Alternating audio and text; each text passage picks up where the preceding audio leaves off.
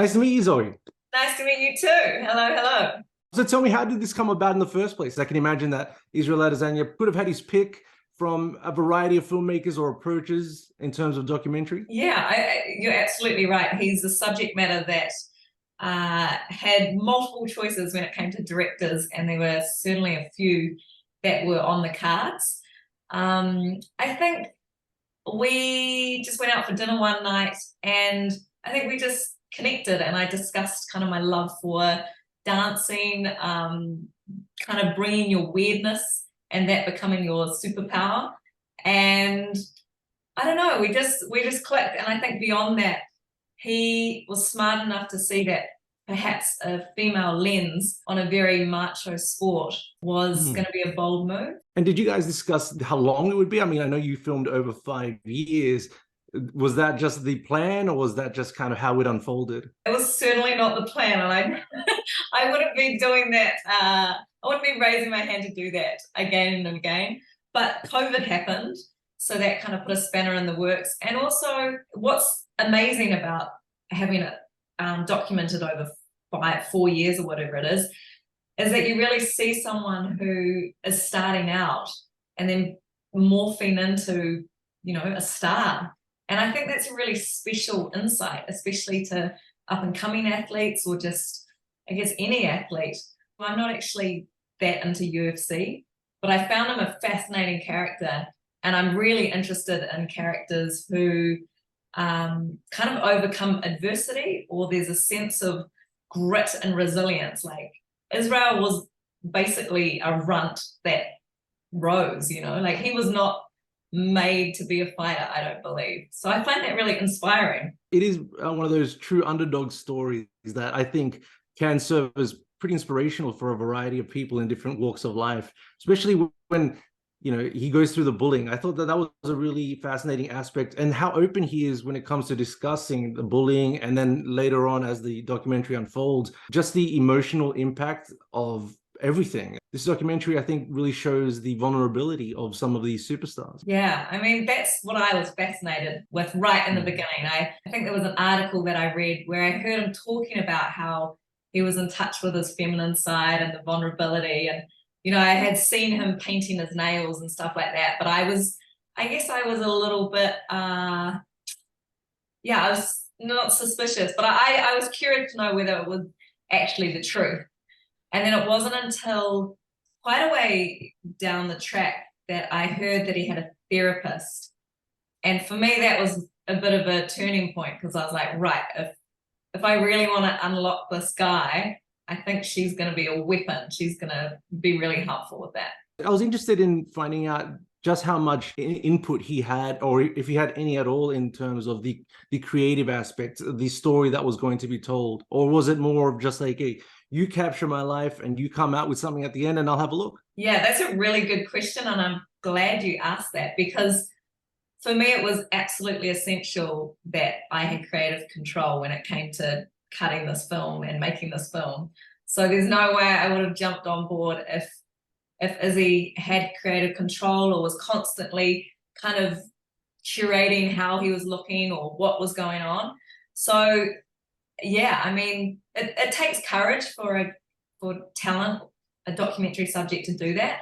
But I think the film is much better off from it, because you're really seeing all these fresh facets of Izzy with, like, he's lovable, he's quite dislikable at times, and you're seeing his controversial side, you're seeing his like tender, delicate, all those facets are explored. And that was absolutely essential for me as a filmmaker to make sure that I could show that, and he wasn't gonna, re-edit it, which he couldn't. I'm interested in how that first sit down with him watching it was. Did he see it on his own? Did he see it with you? I was admittedly quite nervous. Like, as I said, the film shows some pretty grunty sides to him that potentially he wasn't going to like. And anyway, I had done this speech prior to showing him in this little cinema, and Eugene and Israel were both there, and I kind of said the speech, and I gave him these beautiful French knives, because I love knives, and was like, hey, here's a knife. with the metaphor being that let's keep this film, you know, as it is, because it will have cut through. Like, just trust me, have courage, and here we go. You're gonna watch it. And anyways, I'd just given them knives, and I was like, oh no. Scene started happening where I won't describe the details because I don't want to ruin the film, but yeah, you would understand that it would have been quite frightening. You were just probably looking at them the whole time like, oh my God, how are they taking this film? Totally. And how was the reception afterwards? I mean, did Israel have things to say about it? Positive, negative, questionable? I was just blown away. They both loved it. I think honestly the only tweaks that were requested were tiny nuances with a fight scene or something like that. Like, not even, and I was open to exploring that because you know, as I said, I'm not the guru, but nah, they loved it, they backed it, they still back it. And yeah, it's a testament to those characters. I'm fascinated with just how much footage you would have to have for 5 years worth of following someone around. How was the process of putting it all together? I can imagine the editing process would have taken a bit of time. Honestly, it took so long. I guess it was COVID, so it was quite hyper focused at that point. I could just be at home just going through a lot of the archive footage. We had years of archive footage, which most of it was pretty boring, but then you would come across these gems that really gave you a sense of his character and what shaped him, and just his kind of goofiness, which I loved. Yeah, and then there was obviously the interviews following the fights, and then the more stylized stuff that that I shot later on. So yeah, it took a long time. It took a lot of concentration. I can only imagine. Did you guys have a narrative in mind, or was it, let's just see what happens and kind of put together the most interesting thing that we can? What was the approach starting off? I mean, with all these projects, you have to write a treatment. So you have to give funders a pretty sound idea of what you're going to pursue. And so we had written that, but at the same time, I'm all about staying organic and loose and trying to follow the best story. So while we had set a pretty prescriptive treatment, we went off piece with that, and we certainly went off piece when his therapist came into it. And I guess the more I learned about krump dancing, the more I wanted to weave that in, because it wasn't just for aesthetics to show his dancing. I saw it as a way to reveal or illustrate what was going on internally in those moments in the film. So krump is all about expressing your internal emotions. It's like a visual diary. And that seemed like a really interesting way to, yeah, get deeper and illustrate that. Absolutely was. What about you personally? Were there things that you were really shocked to learn about, say, the MMA industry, the UFC world, that, you know, you just thought, I can't believe no one really talks about this? Yeah, the UFC world is a machine, man. And I see how, I guess it's a little bit like wrestlers. There's this performance component to it. The catches, the physicality is real. Like, it is so real.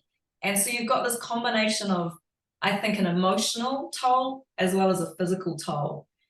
And so that's what I was really interested in, was this, ultimately this toll. Like, while you can be the toughest fighter in the world, at what cost? And I think that toll is really explored in that film. In terms of what you would like viewers to take away from this film, are there one or two things, say, about MMA or about Israel himself that you would like viewers to take away? I think there's a couple of things. I think firstly, what I love about the story is that it's inspiring. It reminds you that the runt can rise. It also reminds people, I think, to just be weird. Be whatever potentially you were bullied at school for is possibly your superpower, or it's the thing that's going to make you stand out, or it's going to make you physically more interesting as a sports person. And then finally, I think just, yeah, I hope that it kind of questions men to perhaps question masculinity and what it means to be a tough guy or a tough fighter, because, yeah, it definitely digs into that a bit. Yeah, it really does. Just, it brings to mind one particular therapy moment in which some of his friends are like thanks for being this open, because without you, it's just that little bit extra harder. You know, it's about, you know, the influence of your friends. Sometimes you need it to be the vulnerable side as well, not just the tough side. Yeah, and I'm not sure what it's like. You're an Aussie, right? Yeah.